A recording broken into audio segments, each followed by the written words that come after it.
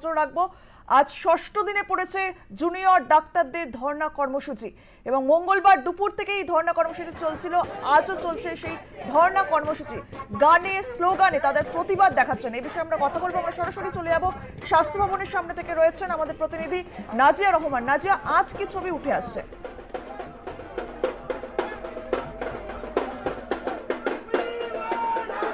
একেবারেই যে কর্মসূচি, যে আন্দোলন শুরু করেছিলেন জুনিয়র ডাক্তাররা, সেই আন্দোলন কিন্তু এখনো পর্যন্ত অব্যাহত এবং গতকালকে বৈঠক হবার কথা ছিল, কিন্তু দুপক্ষেরই ডিমান্ডের কারণে কিন্তু বৈঠক হয়নি শেষ পর্যন্ত এবং এই আন্দোলন চালিয়ে যাচ্ছেন তারপর জুনিয়র ডাক্তাররা।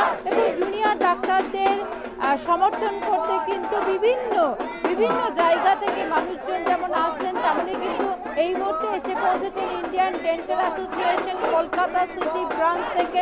এবং তাদের এই যে উই ওয়ান্ট জাস্টিস, প্রত্যেকটি মানুষই কিন্তু সেই জাস্টিসের জন্য জুনিয়র ডাক্তারদের পাশে দাঁড়িয়েছেন।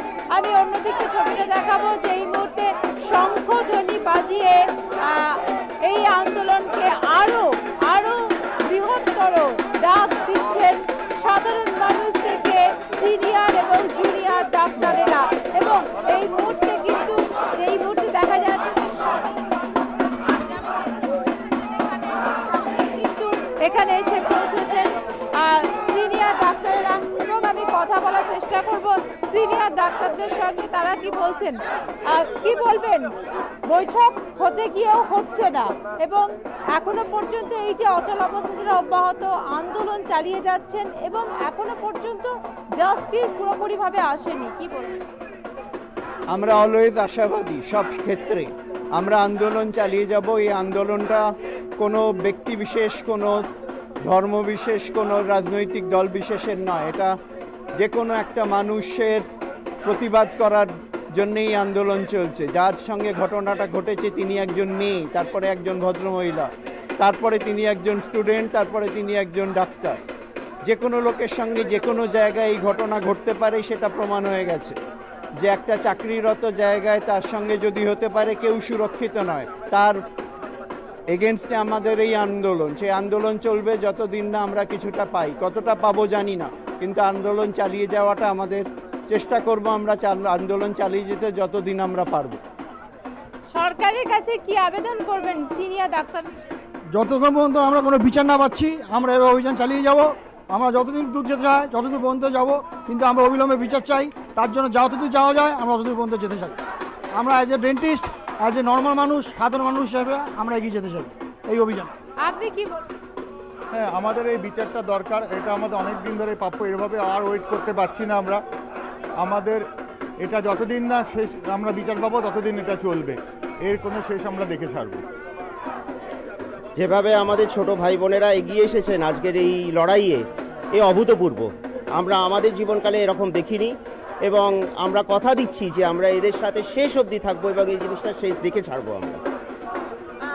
তালা থানার ওসিকে গ্রেপ্তার করা হয়েছে, পাশাপাশি সন্দীপ ঘোষকে ধর্ষণ ও খুনের মামলায় ফের গ্রেপ্তার করা হয়েছে। কি বলবেন? সিবিআই কি এবার দ্রুততার সঙ্গে কাজ করছে? হ্যাঁ, খুবই পজিটিভ পদক্ষেপ এবং আমরা আশা করব এইভাবেই এগিয়ে যাবে এবং যারা এই জিনিসটার, এই নৃশংস ঘটনাটির সঙ্গে যুক্ত, তারা সবাইকে everybody will be brought to justice. We hope for the best now. অর্থাৎ প্রত্যেকেই কিন্তু এই আন্দোলনের শেষ তারা দেখতে চান এবং অবশ্যই তারা বিচার চান এবং সেই বিচারের আশাতেই কিন্তু আন্দোলনে সামিল হয়েছেন। জুনিয়রদের পাশে সিনিয়ররাও থাকবেন। আমি অবশ্যই ছবিটা দেখাবো যে এই মুহূর্তে যারা আছেন তারা উই ওয়ান্ট জাস্টিস বলছেন এবং সাধারণ মানুষ বিভিন্ন জায়গা থেকে তারা এসেছেন, তারা এই মুহূর্তে যোগদান করেছেন এই আন্দোলন মঞ্চে। আমি তাদের সঙ্গে কথা বলবো। আপনি কোথা থেকে এসেছেন? আমি জয়পুর পার্ক থেকে। কি বলবেন জুনিয়র ডাক্তারদের এই আন্দোলন? এটা যেরকম সাহসের সঙ্গে ওরা চালিয়ে যাচ্ছে সেরকমই বলবো চালিয়ে যেতে। আমরা সবসময় সারা। কি বলবেন এই আন্দোলনকে ঘিরে আপনার কি মত? জনগণের আন্দোলন, শুধু ডাক্তারদের আন্দোলন নয়, এটা আমাদের সবার দাবি।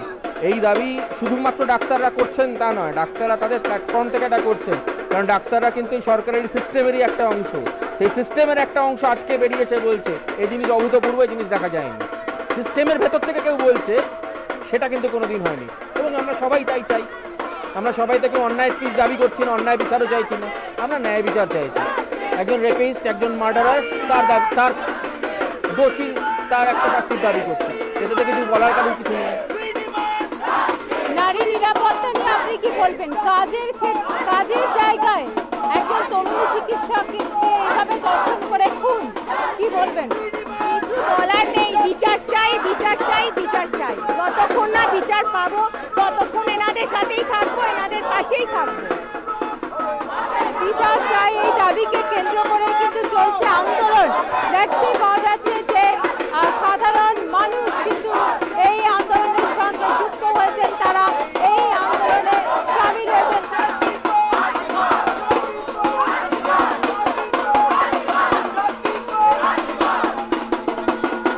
কি বলবেন আপনি? এই যে জুনিয়র ডাক্তারদের আন্দোলন এবং তাদের বিচার যে দাবি, সেই বিচারের দাবি কিন্তু এখনো পর্যন্ত সবকিছু বিচার পাননি তারা। আমি শুনতে পাইনি, একটু আবার বলুন। এখনো পর্যন্ত সম্পূর্ণভাবে বিচার পাওয়া হয়নি। সরকারকে এর জন্য কি করা উচিত? প্রথমে বলবো উপরওয়ালা কা ঘর দের হে আন্ধের নেই হে। এটা একটু টাইম লাগতে পারে, কারণ সমস্ত ক্লু ডিস্ট্রয় করা হয়েছে। আরেকটা জিনিস বলতে চাই, আজকে এই 5 দফা দাবি, এটা ডক্টরদের না, এটা জনগণের।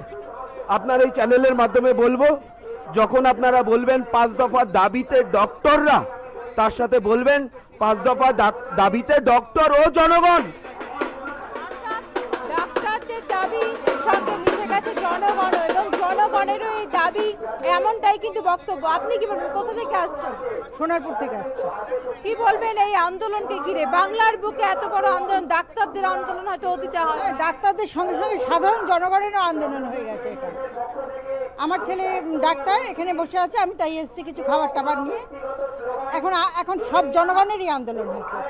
আমরা জাস্টিস চাই। একেবারে প্রত্যেকটি মানুষের কিন্তু মুখে একটি কথা, জাস্টিস চাই। এবং সাধারণ মানুষ যেমন এসে যুক্ত হয়েছেন জুনিয়র ডাক্তারদের এই আন্দোলনের সঙ্গে, তেমনই কিন্তু সিনিয়র ডাক্তার তারা তো যুক্ত হয়েছেন, এবং তাদের বক্তব্য যে এই আন্দোলন ততদিন চলবে এবং তারা জুনিয়র ডাক্তারদের পাশে ততদিন আছেন যতদিন না বিচার সম্পূর্ণ হচ্ছে, যতদিন না দোষীরা শাস্তি পাচ্ছেন। পাশাপাশি যারা জুনিয়র ডাক্তার তাদের পরিবারও কিন্তু উপস্থিত হয়েছেন এখানে, এবং তারাও কিন্তু জাস্টিস চায় এই দাবিতেই সরব হয়েছেন। নাজিয়া, আরজি করে যে ডাক্তারি পড়ুয়ার ধর্ষণ ও খুনের ঘটনায় এই প্রথম সিবিআইতে গ্রেপ্তার হলেন সন্দীপ ঘোষ এবং টালা থানার ওসি। এই বিষয়ে আন্দোলনরত যারা চিকিৎসকরা রয়েছেন তারা কি বলছেন?